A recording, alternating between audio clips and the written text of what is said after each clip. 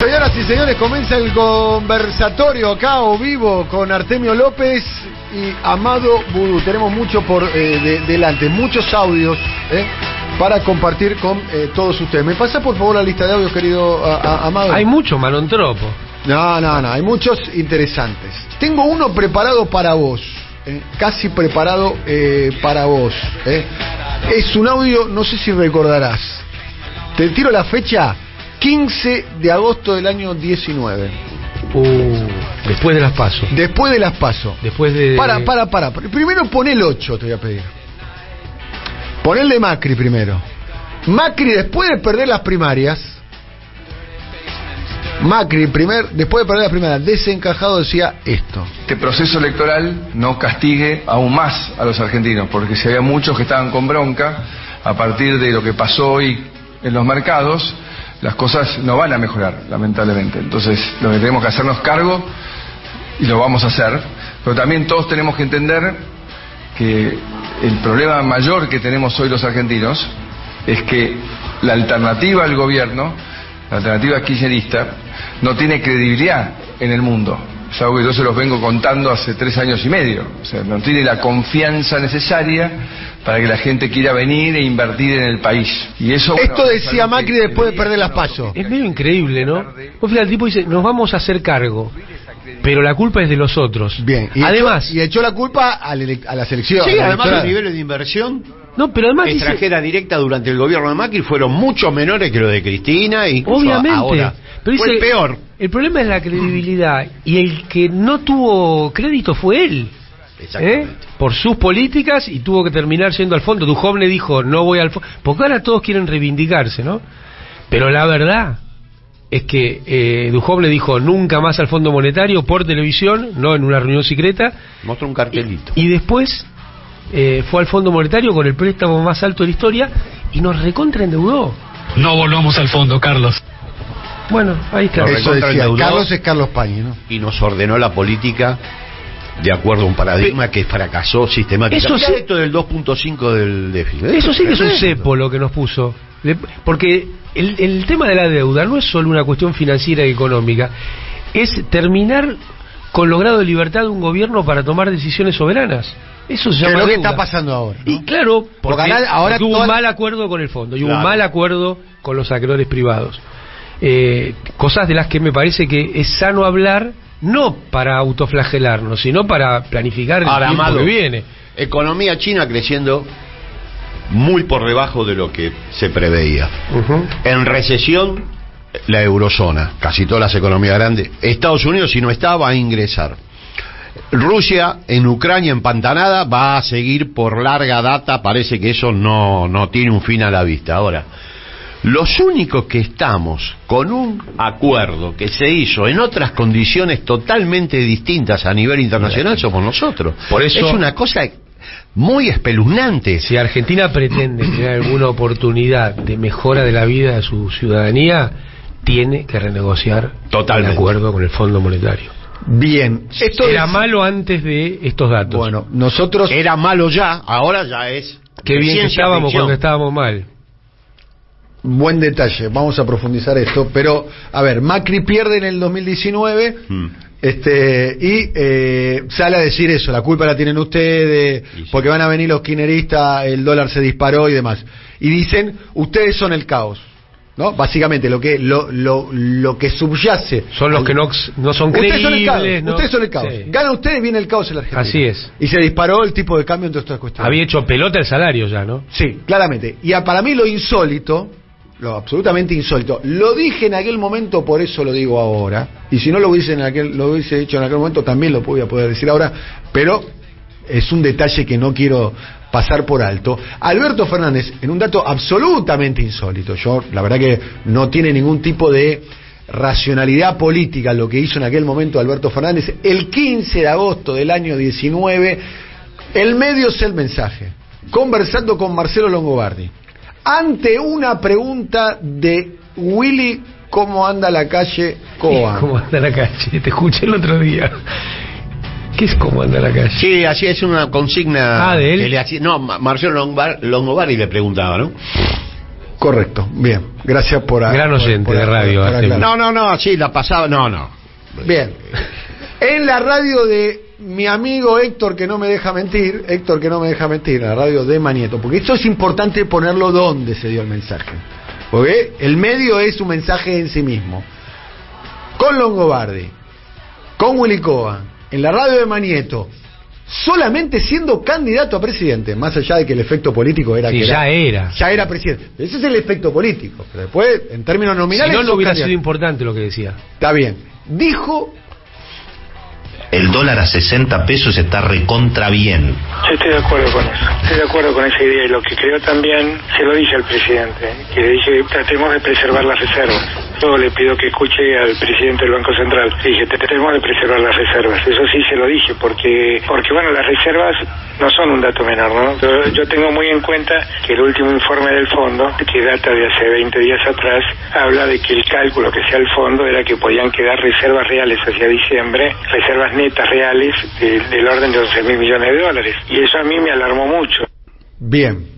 Esta es la situación del presidente. Evidentemente, lo que esta semana lo hablamos, pareciera ser que Macri lo extorsiona, lo presiona, lo acorrala, y pareciera ser, por lo que surge ahí de lo que dice Alberto Fernández en ese momento, es que Alberto cede a esa presión. Porque la verdad que el problema del dólar era un problema de Macri, no era un problema de Alberto Fernández, y menos de los votantes de Alberto Fernández, de los cuales me incluyo yo.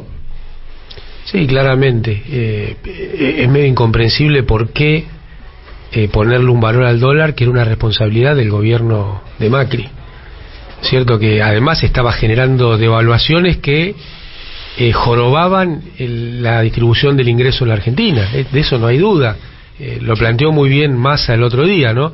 Una devaluación lo único que haría en esta situación es empeorar la distribución del ingreso. Bueno, en aquel momento era idéntico o peor, porque no había ningún horizonte, ninguna perspectiva de cuál iba a ser el impacto de la devaluación en la industria y el comercio exterior de la República Argentina, en un gobierno que estaba terminando mal,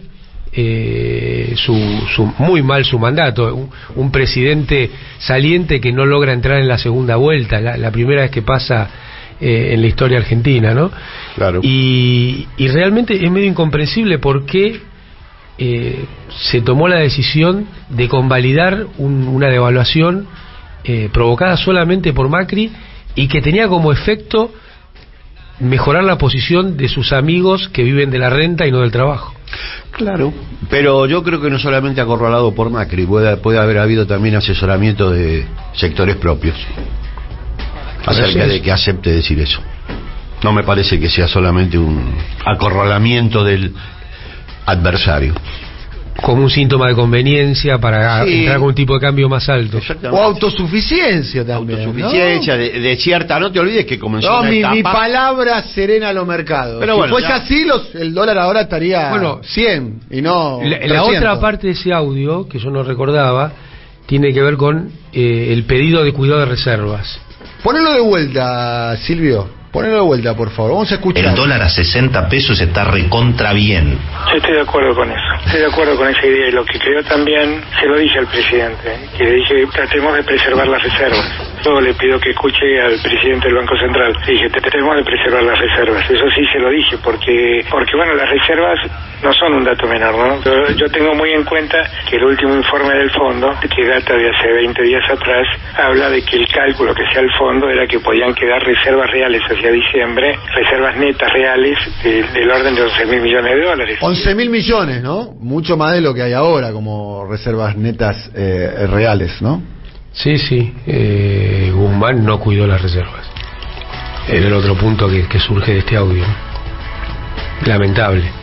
Otro hubiera sido el destino de estos 3 años de gobierno si Guzmán hubiera cuidado las reservas.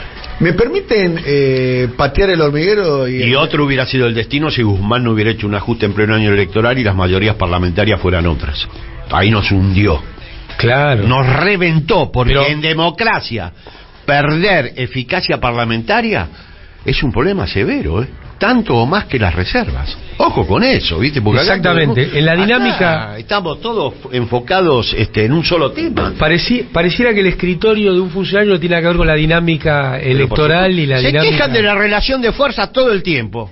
Pero eso fue algo la deconstruyeron, claro. Es como si hubiera bajado un plato volador del cielo y nos dio una relación de fuerza desfavorable. Imagínate lo que fue el grupo A, la dinámica de Cristina Fernández de Kirchner vis a vis el grupo A, o sea, construyendo a partir de la debilidad, y el rol de Guzmán destruyendo a partir de una fortaleza de un gobierno que recién empieza. ¿Me permiten problematizar un poquitito el razonamiento que están haciendo ustedes? Sí, ¿Por qué ahora se tolera un ajuste que es más severo del que quería llevar adelante Guzmán?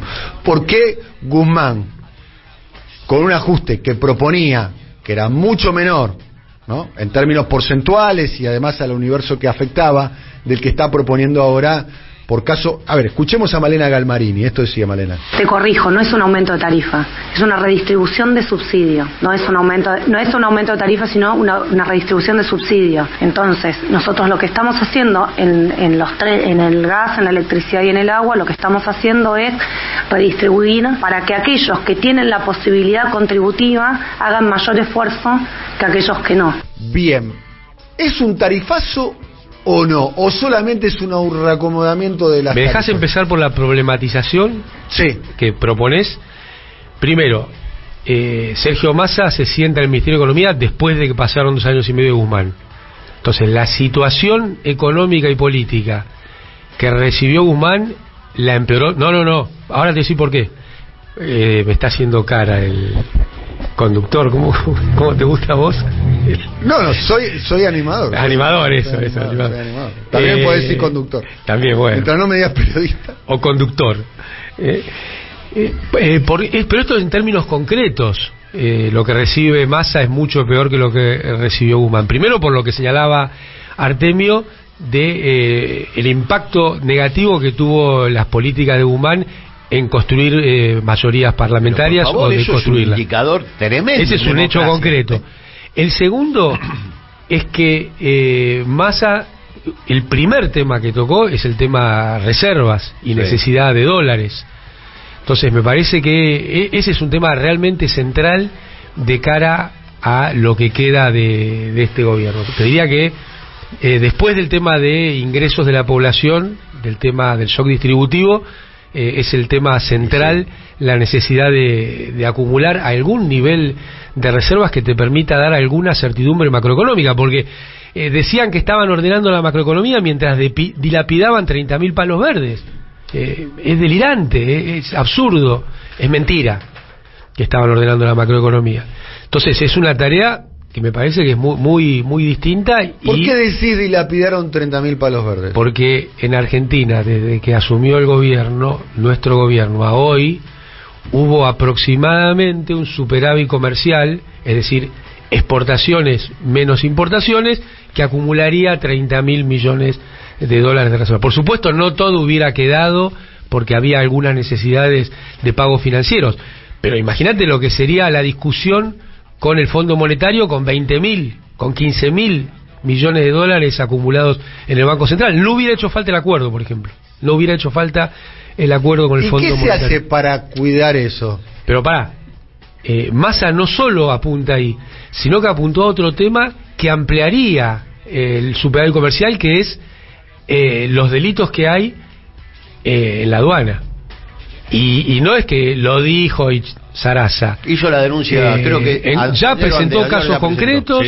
Y se presentaron denuncias de sobrefacturación, de subfacturación, de comercio exterior, y hay denuncias vinculadas a ese tema. Entonces, no solo se dilapidó el superávit, sino que la FIP, Guzmán, ni se preocuparon del tema de lo que estaba pasando en la aduana. Y además de dilapidarse los 30.000 palos de superávit, ¿qué pasó con los 70.000 palos que le sacaron a los trabajadores para inyectarlo en la cúpula. Se la fugaron. Cuando dijo Cristina que a la restricción externa había que sumarle la formación, ¿cómo es? La formación de activos. Como parte del estrangulamiento en dólares de la economía, tenía razón. 70.000 palos transfirieron de la base a la cúpula a través de un mecanismo central que es devaluación e inflación. ¿Y esa plata dónde está? ¿Sabe dónde está? Afuera. ¿Me permiten tirarle un penal? Sí, pero bien. La problematización, ¿estás más o menos satisfecho o te dejamos con gusto a poco? A ver, lo que no logro entender, yo pregunto en serio, no, desde mi desconocimiento, es cómo en un punto muy duro con Guzmán por hacer un ajuste o una restricción presupuestaria mucho menor de la que está aplicando ahora Sergio Massa. La pregunta ¿es el único camino posible el que está aplicando Massa? No, dicho esto, venimos diciendo este programa hace rato en este conversatorio que dentro de la coalición gobernante hay distintas visiones. Desde mi humilde visión, el discurso y la política que se está planteando es demasiado fiscalista. Yo creo que el problema de la Argentina no es el problema fiscal, el problema de Argentina es el problema cambiario. Por eso a mí me gusta cuando Massa toma el problema cambiario de dólares en el Banco Central como el tema, es el primer tema que él toca, no de evaluación y política de ingresos. La lógica fiscalista colisiona con la lógica distribucionista. Exactamente. La vamos a ver ahora, el mes que viene tenemos los datos de ingreso por hogar y vas a ver. La lógica fiscalista impecable no se corresponde con la lógica distributiva de la Argentina. Entonces ahí hay que reformar. Además no hay un solo caso en la historia mundial que la cuestión fiscal haya sido, entre comillas, como dicen, expansiva, porque a partir de ahí se pone en marcha el resto de la economía. Eso es una mentira. Eso no existe en la historia económica. A medidas. Lo que se llama la austeridad. O sea, la austeridad expansiva es un mito. Bueno, Eurozona garpa eso. Pero claro. Con sangre. Hay un economista británico que ha sacado un gran libro sobre esto que se llama Austerity, se llama Mark Beard, contando la historia desde antes de la Primera Guerra Mundial del cuento de la austeridad. Bien, con respecto al tema que vos planteas siempre, Artemio, que es la reconstrucción del ingreso. Hasta ahora, gestión Massa hubo el aumento de movilidad jubilatoria, que claramente, si es una ley que cada 3 meses le tenés que poner un bono, es porque los números no dan. Vamos a ser honestos. Es una ley lo que no da es de dónde arrancaste. Es el piso. En algún momento había que recuperar ese piso. Está bien. Para nosotros ese momento era cuando empezó el gobierno. Y, creo yo, acertadamente cambia la ley. Pero el bono no es para recuperar lo perdido. El bono es para no perder frente a la inflación actual. Por eso. Diseccionemos el problema. No, pero si vos haces una ley que le tenés que meter un plus cada 3 meses, es porque evidentemente los ha muerto dispuestos por ley. No. No es solo para no perderlo de la inflación actual. Yo discutiendo con vos de ley provisional me parece un atrevido, como cuando jugué al fútbol con Bocini y me dijo pasámela. ¿En serio? No se la diste, obvio, ¿no? No, me dijo Bocini, estaba jugando con Bocini. Me dijo pasámela. ¿Cómo no te la voy a pasar? Con el bono están por sobre la inflación, pero la base de cálculo es una cosa insólita. Acá hay dos cosas. Pero la base de cálculo es la ley, lo está diciendo. La que dejó Macri. El haber de inicio de este gobierno, o sea, el haber que dejó Macri. Por favor. Ahí está el problema, en no haber recompuesto el primer día. Ahí está el problema. Ahora, me parece que en términos distributivos hay también un reconocimiento del problema y hay un esfuerzo del ministro de Economía por avanzar en ese sentido. Me parece razonable que tenga 3 meses lo del bono, porque dentro de 3 meses viene de vuelta el cálculo del índice y en algún momento eso se convertirá en parte de haber previsional, no más en un bono. Estamos discutiendo si era por única vez. Claro, quiero creer que es así, porque si no lo hubieran puesto por 3 meses. Bono, repitamos, es un bono para los que cobran la mínima y un poco más. Sí. De 7.000 pesos por 3 meses. Claro, así todo sabe a poco por la base que dejó Macri. Es obvio que reconstruir eso va a ser titánico. Sabe a poco también con la inflación de Alberto, ¿no? De 25 puntos el alimento en 3 meses. Sí, es una combinación, pero la base... el problema es la base. Y después las políticas de estos 2 años y medio que no han sido a favor... Nosotros lo veníamos diciendo y se discutía hasta el hartazgo, que los salarios estaban ganando. No, No fue así. Puedo decir, mira, hablamos más temprano. Pero déjame terminar con este tema, porque es el tema distributivo. Lo otro es, me parece una discusión ya absurda, de la necesidad de dar un aumento de suma fija. Además de la paritaria, no tiene nada que ver esta discusión de si paritaria o suma fija. Suma fija y paritaria. Suma fija y paritaria. Me parece que es clave avanzar en esto rápido.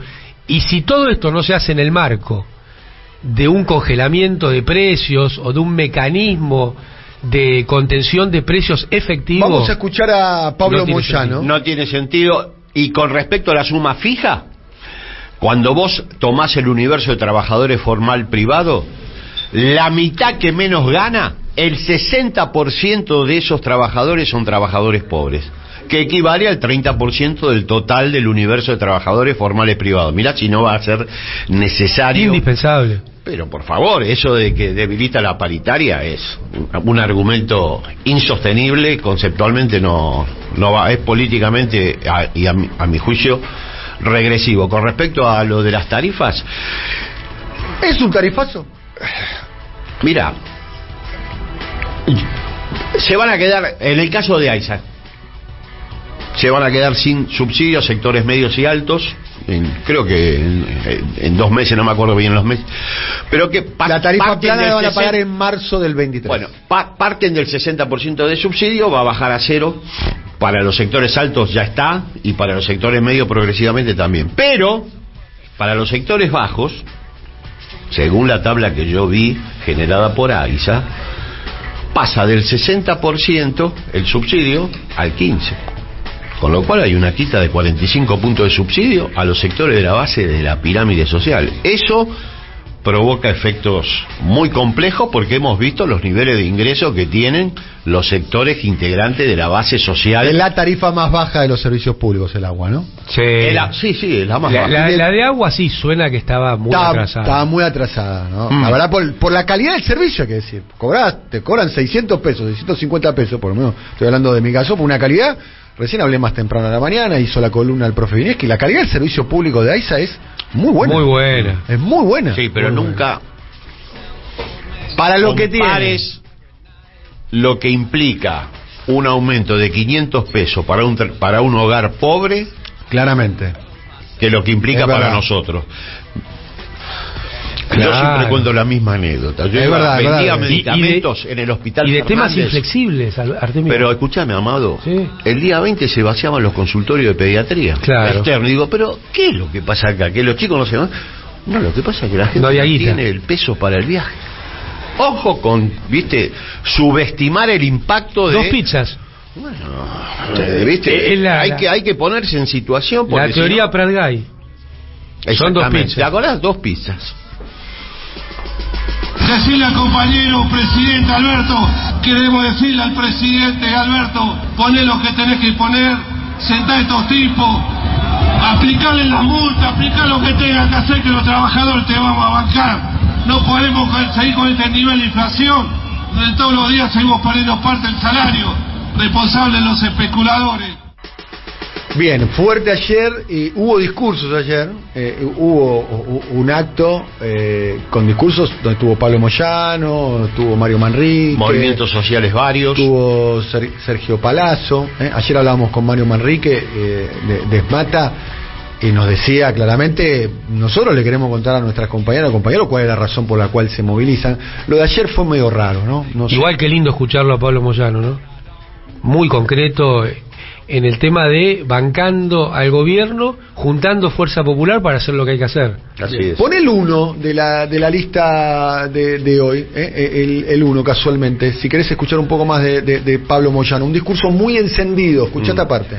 Mejor dicho, denunciar a esta manga de delincuentes que son los empresarios nucleados en AEA, que es la Asociación de Empresarios Argentinos, donde están los empresarios que hoy remarcan los precios, están los medios de comunicación, están Mercados Libres, está la Asociación de Bancos, que hoy son los que quieren llevar un golpe institucional al gobierno. Por eso hay que denunciarlo. Nosotros no venimos a filosofar o a hablar con palabras raras, hablamos como somos nosotros los trabajadores. Por eso denunciamos a esta manga de delincuentes que todos los días en la tapa de Clarín, en la tapa de La Nación, atacan al gobierno y atacan a aquellos dirigentes que hoy estamos en la calle defendiendo a esos tipos que están haciendo tanto daño al país. Bien, esto es parte del fragmento del discurso de ayer. Blanco sobre negro, con nombres. Si no, es muy difícil dar la batalla política. No, es muy difícil. En la jerga técnica sería lo último. Ahora, yo te digo una cosa, la apelación a la movilización popular y el empoderamiento que implica para un gobierno popular democrático es absolutamente insoslayable. Lo hizo Juan Perón, lo hizo Néstor Carlos Kirchner, lo hizo Cristina Fernández de Kirchner, y creo que el gobierno debe apalancarse en lo que implica la gente movilizada. Lo dijo Plaini el otro día, debe empoderarse a través de movilizaciones de este tipo, aunque contengan en los discursos ¿con qué un nivel de discusión y crítica. ¿Con qué consigna y con qué programa? ¿Está claro eso? Porque vos lees el comunicado de ayer, sí, de la CGT y de los movimientos, y es un comunicado lavado y confuso. Habla del fin de la grieta, habla del llamado a conversar con la oposición. Sí. La verdad que para movilizar, yo te voy a decir, voy a contar una experiencia personal mía. Yo iba a ir con un grupo de amigos y al final no fui, viste, me salieron otras cosas, reuniones de laburo y demás. Yo no me sentí convocada por la de ayer. La verdad me pareció tan confuso, sin oradores.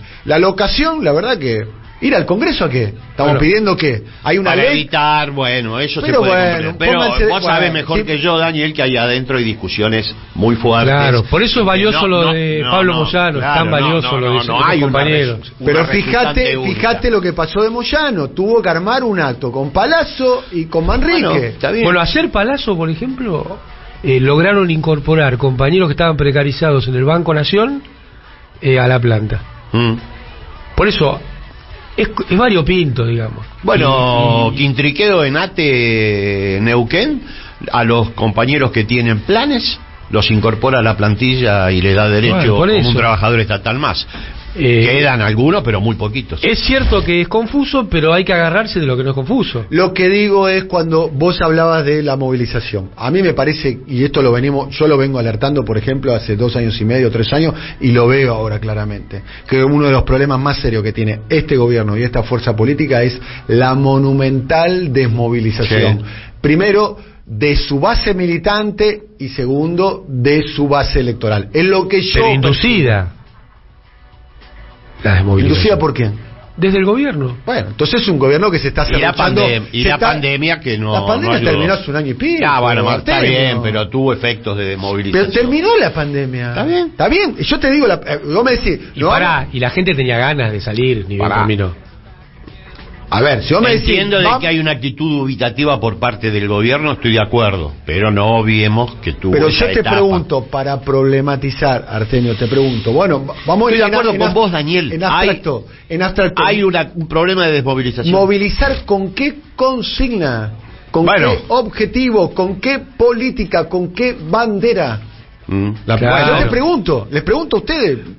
Yo creo que es una discusión que se está dando no solamente dentro del movimiento obrero, adentro de la coalición en su conjunto, y hay ahí una diversidad de miradas. Cuando interviene Cristina, las consignas son bastante claras, luego ingresan otros elementos a la mirada de la coalición y queda bastante brumoso. Lo mismo pasa dentro de lo... Escúchame, hay dirigentes de la conducción de la CGT que a mí me dijeron que el salario le ganó a la inflación. Me lo dijeron ahora, día a día. Pero cuando mirá en qué nivel de discusión están. Cuando uno escucha a la Corriente Federal, a Walter Correa, cuando uno escucha a Catalano, cuando uno escucha lo de Pablo Moyano, la consigna está clara. La consigna está clara. Me parece que hay que intentar acumular ahí. Es cierto que hay confusión, pero hay que intentar acumular ahí. Pero hay muchos sectores muy poderosos que no están confundidos. El tema de bancarios, que eso es lo que digo. Escuchemos a Pablo Moyano. Ojo.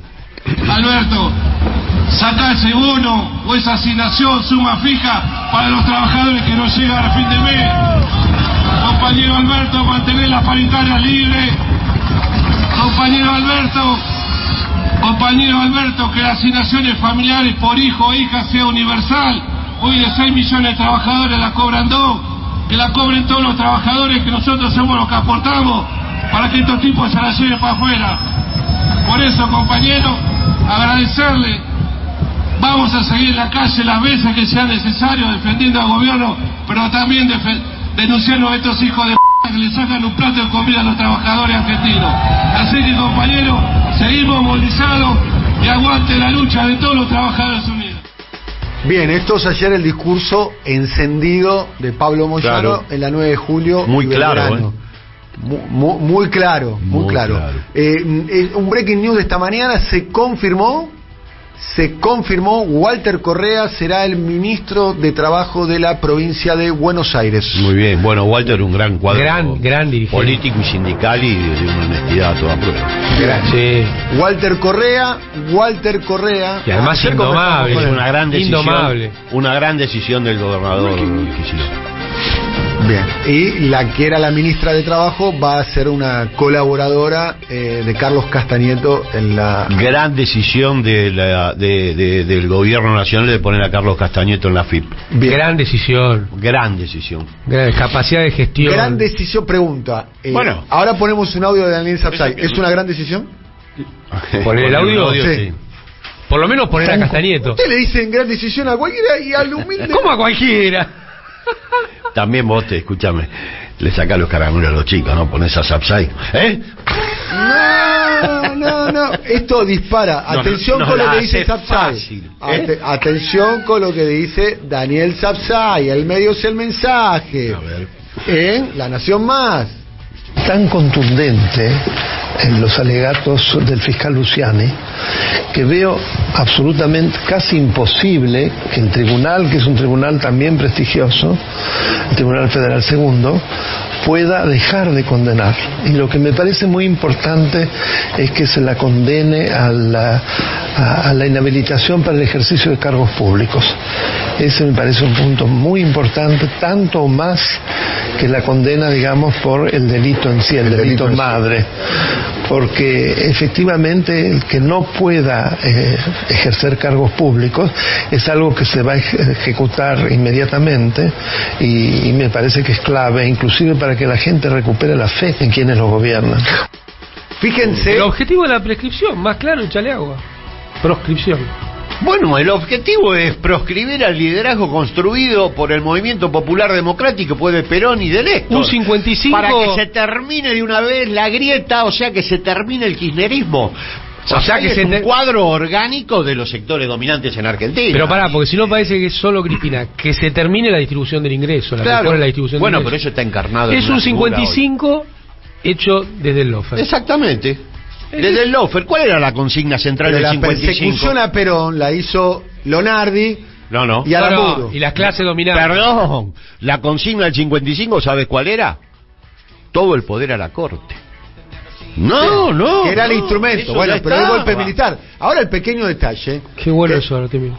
Eso me lo dijo Edgardo Moca. Reconocimiento para él.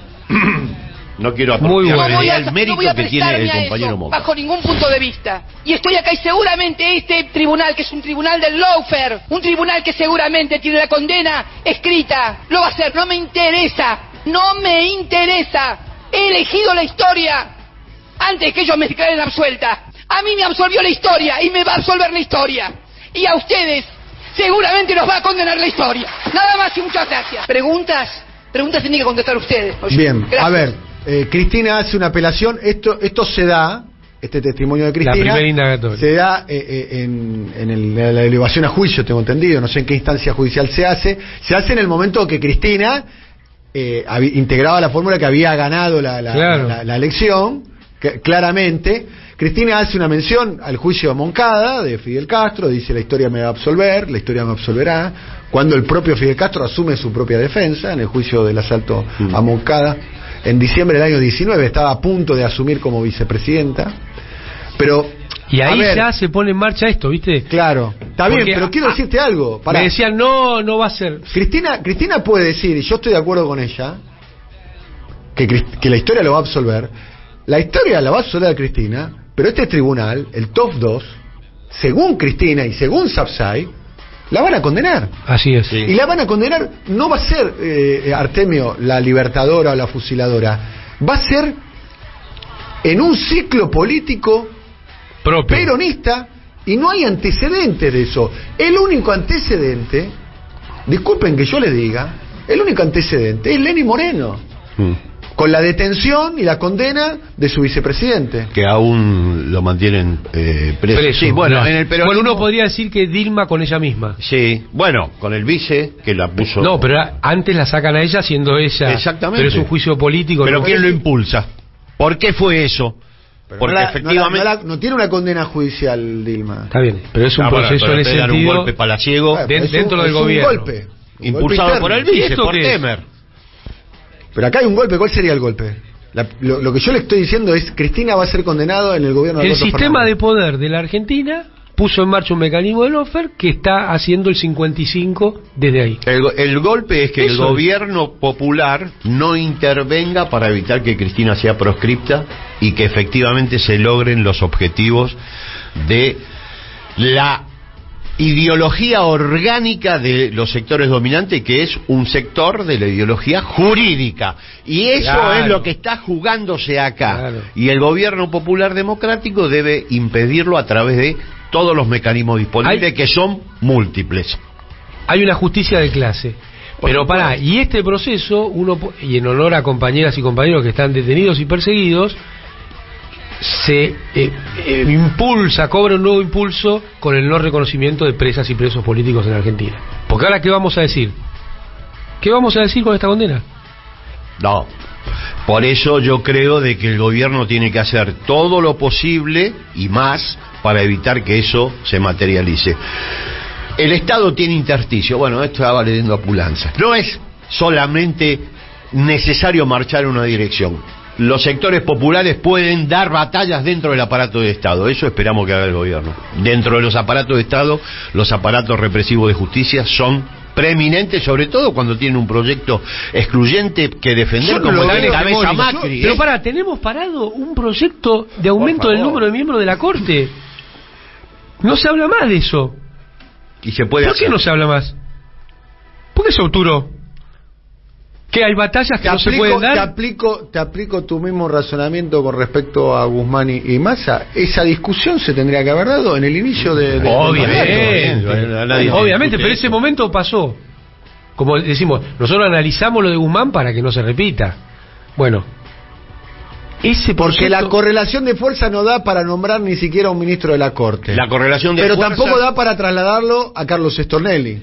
Sí, bueno, no, para sacar al interinato más largo de la historia de jefe de los fiscales, el interino, porque resulta que Alejandra Gil Carbó tenía casi unanimidad en su nombramiento y la sacaron con amenazas, y está probado por un testigo que contó de las amenazas, un fiscal, y resulta que el interino es inamovible. Pero además vos construís una relación de fuerza desfavorable y te utilizás ese discurso para justificar tu inacción. No, el Estado tiene otros recursos para poner en práctica para evitar este desastre. De lo que vos señalás, que un gobierno peronista proscriba al líder fundamental del movimiento peronista. Vamos rumbo a eso. Bueno, pero ahí tiene que haber voluntad política y tiene que haber rumbo a eso, Artemio. Durante el gobierno de Alberto Fernández van a condenar, y probablemente, lo dice Sapsay, que la sentencia está escrita y es condenatoria, no lo digo yo, lo dice la propia Cristina. Sí. Y además, cuando ves la composición del tribunal, el alegato del fiscal, te das claramente que está escrito que la van a condenar a prisión. Después ella va a apelar. Y probablemente el objetivo sea, que dicho sea de paso, para mí sería un grosero error histórico, probablemente la condenen a la inhabilitación de cargos públicos. Pero eso va de suyo con la condena, Ahí Say miente. No son dos cosas separadas, es la accesoria.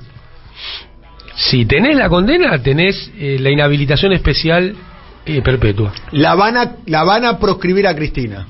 Claro. En el gobierno de Alberto Fernández, yo me acuerdo. No, pero yo creo que es el ciclo histórico de Alberto Fernández. No defendamos lo indefendible tampoco. No, yo no defiendo. Yo te digo es el ciclo histórico de Alberto Fernández. Hecho puede, el tipo que mejor conoce cómo funciona puede alterar drásticamente la situación, la correlación de fuerzas, ya no en términos parlamentarios, sino tuvo el jefe de sociales. gabinete negando la existencia de presos políticos. Parecía los militares. Ya pasó, no, bueno, pero Alberto fue a visitar a Milagros, es otra 2 cosa. años y medio después fue a visitar Bueno, a pero Milagros. está bien, pero no es lo mismo todo, ya está. Hay gente que No, dijo ya está, barbaridades. no. No, ya- En el peronismo siempre hubo visiones distintas, pero el hecho de que esté en discusión la proscripción de Cristina puede alterar drásticamente el funcionamiento ya no del Estado, sino de la sociedad argentina. ¿O vos crees que eso va a ser un dato que va a pasar desapercibido? No Yo lo creo sé, que no. no lo sé porque no tengo la bola de cristal. Yo leí un libro. No, yo creo que no va a pasar.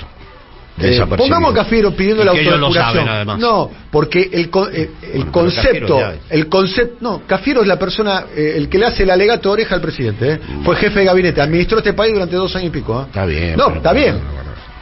¿Quién era el jefe de gabinete? Está bien, yo no te discuto eso, pero... Bueno, Cafiero negaba la existencia de presos políticos. me acuerdo y tenía la perfectamente. doctrina muy parecida a la doctrina que tuvieron los militares, diciendo que no hubo violaciones sistemáticas de derechos Pero humanos, yo creo que eso sino ya- que hubo, como es que decía, hubo excesos, ¿no? Formó Decía. parte de una etapa del gobierno de Alberto que ya ha sido superada. Cuando volvieron mejores. Claro, yo creo que también hay que darle el hándicap a que un gobierno va transformándose. No estamos en la etapa donde se decían esas cosas. Tampoco estamos en la etapa, Bueno, vamos a acabar Yo creo vamos que a el acabar gobierno trinchera, ¿no? se va a seguir transformando porque lo de Y no, si Cristina está es la un grieta, dato acabada. insoslayable. Claro. No es cualquier cosa. Claro. Yo leí un libro, mirá, yo el otro día lo comentaba, yo leí un libro que para mí fue uno de los mejores libros de investigación periodística que leí en mi vida, que se llama La Conjura, de Mónica González, una periodista chilena, una periodista muy articulada, es como, voy a hacer un reduccionismo, es como la Horacio Berbisky de Chile, digamos, ¿no? Muy reconocida, además, gran periodista, que escribió un libro que se llama La Conjura, que relata toda la historia de el golpe de Estado llevado adelante por las Fuerzas Armadas contra Salvador Allende. Y hay un dato, es un libro que tengo muchas ganas de releerlo, voy a ver si lo perdí el libro, voy a ver si lo consigo, y yo se los recomiendo, un libro extraordinario porque está muy bien documentado y muy bien escrito. Hay detalles ahí que yo los tengo muy presentes, por caso Pinochet se suma al golpe sobre el final.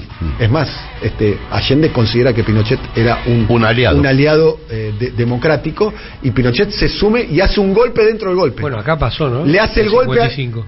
le hace el golpe a los que hicieron el golpe. Salvo para Evita pasó, que le dijo, Juan, ese a vos te caga. Y era el que encabezó el golpe del 55. Pero además hubo un golpe Evita dentro lo del vio golpe. antes, Además, a los pocos meses hubo un golpe dentro del golpe. La cuestión es que el gobierno popular de Salvador Allende, según logro reconstruir leyendo ese libro, aclaro, parte de una hipótesis es que si hay un golpe contra Allende, el pueblo va a salir a la calle. Claro. Esa hipótesis no se verificó. Y Lula también, ¿qué quiere decir eso? Está bien. No, lo planteo como cuestión. Sí, el pueblo chileno tenía menos recursos institucionales y de movilización que el pueblo argentino, eso lo sabemos. No te olvides que Pinochet fue senador vitalicio en Chile y su constitución se mantiene hasta hoy.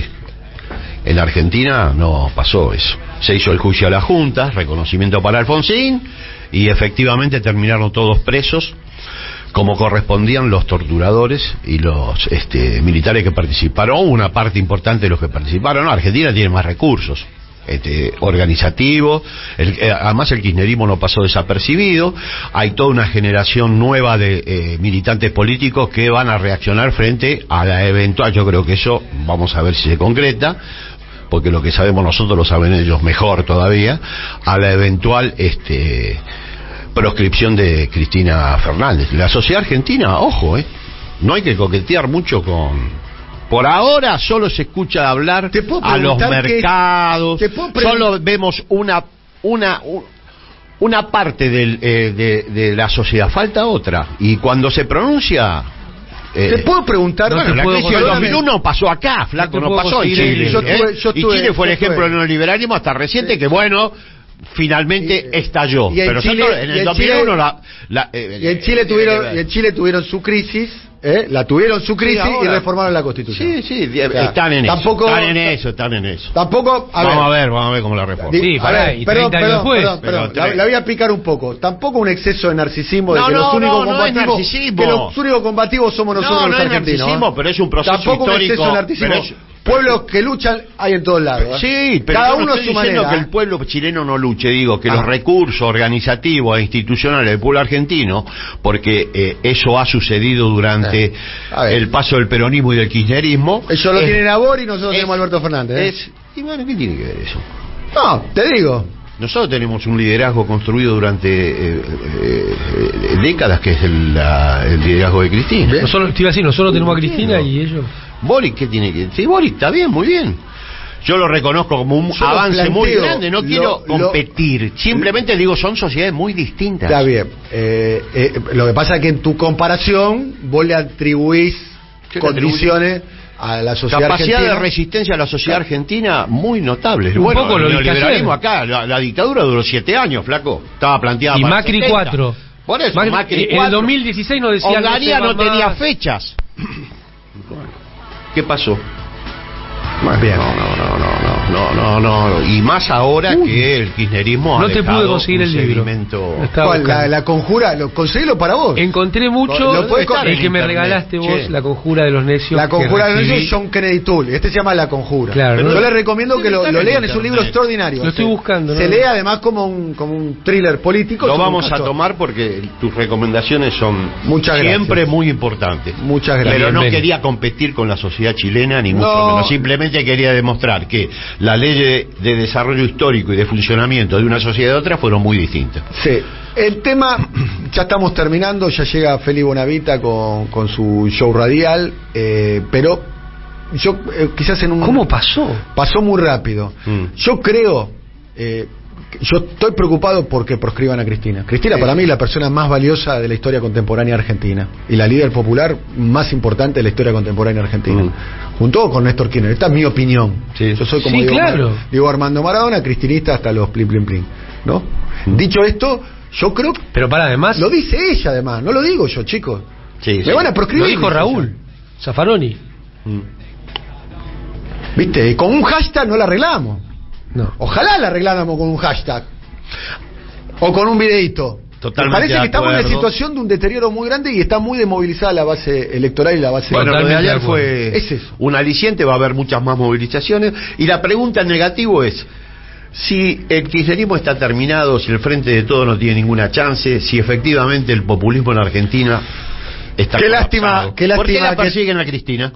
Con tanto ahínco y tanta fuerza sagrada. Por lo que representa. Porque todo lo que dicen es no mentira. Está terminado. Porque es una farsa completa desplegada desde el discurso de los sectores dominantes. Bien.